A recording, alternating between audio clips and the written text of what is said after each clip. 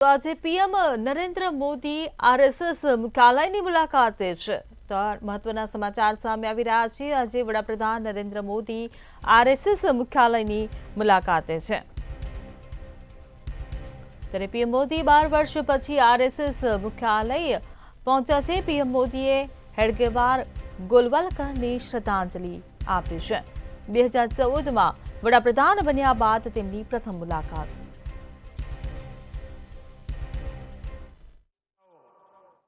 गुरुता का ये अद्भुत विद्यालय, मानवता रत यह सेवा मंदिर, कण कण में देवालय। माधव नेत्रालय एक ऐसा संस्थान है जो अनेक दशकों से पूज्य गुरु जी के आदर्शों पर लाखों लोगों की सेवा कर रहा है। लोगों के जीवन में रोशनी लौटी है।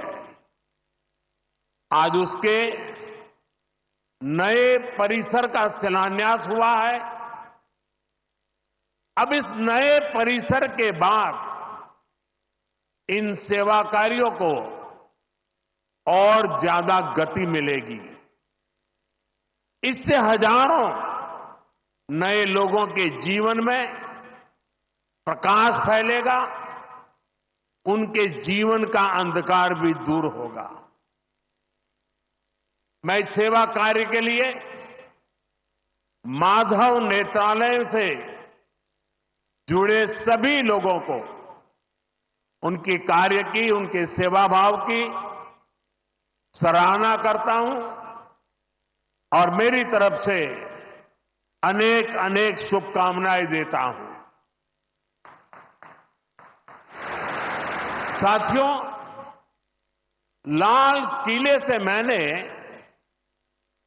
सबके प्रयास की बात कही थी। आज स्वास्थ्य के क्षेत्र में देश जिस तरह काम कर रहा है, माधव नेत्रालय उन प्रयासों को बढ़ा रहा है। देश के सभी नागरिकों को बेहतर स्वास्थ्य सुविधाएं मिले, यह हमारी प्राथमिकता है। देश में गरीब से गरीब को भी अच्छे से अच्छा इलाज मिले, कोई भी देशवासी जीवन जीने की गरिमा से वंचित न रहे।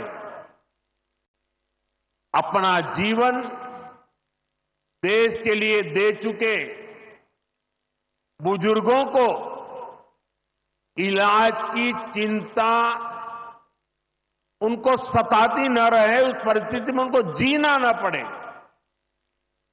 और ये सरकार की नीति है। और इसलिए आयुष्मान भारत के कारण आज करोड़ों लोगों को मुफ्त इलाज की सुविधा मिल रही है। हजारों जन औषधि केंद्र देश के गरीबों को, मध्यम वर्गीय परिवारों को सस्ती दवाएं दे रहे हैं।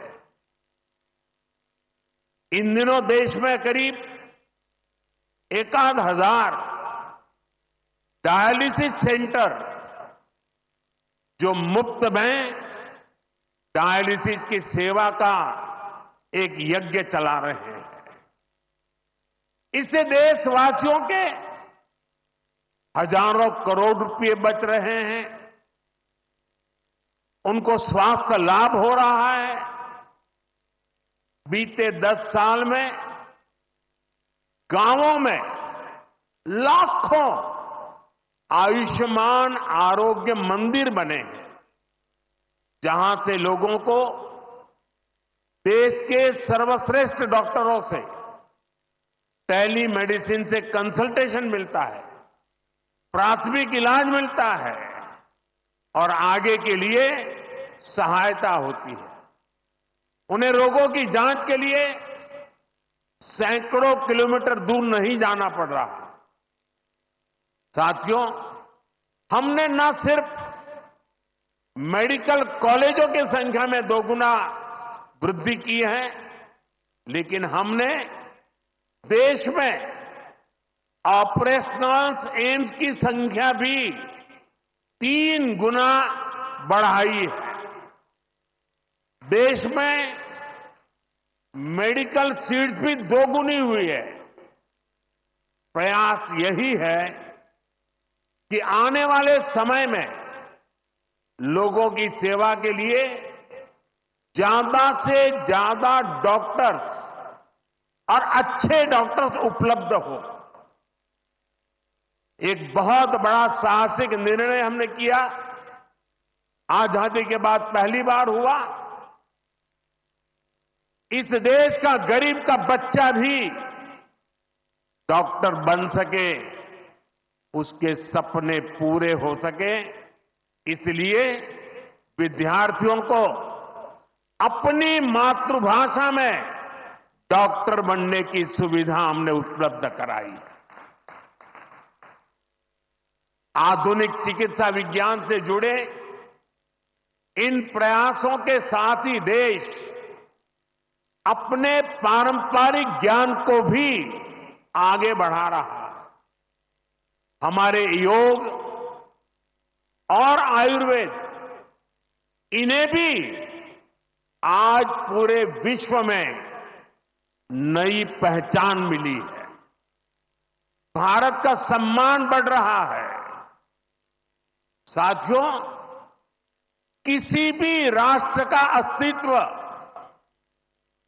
पीढ़ी दर पीढ़ी उसकी संस्कृति के विस्तार, उस राष्ट्र की चेतना के विस्तार पर निर्भर करता है। हम अपने देश का इतिहास देखें तो सैकड़ों वर्षों की गुलामी, इतने आक्रमण,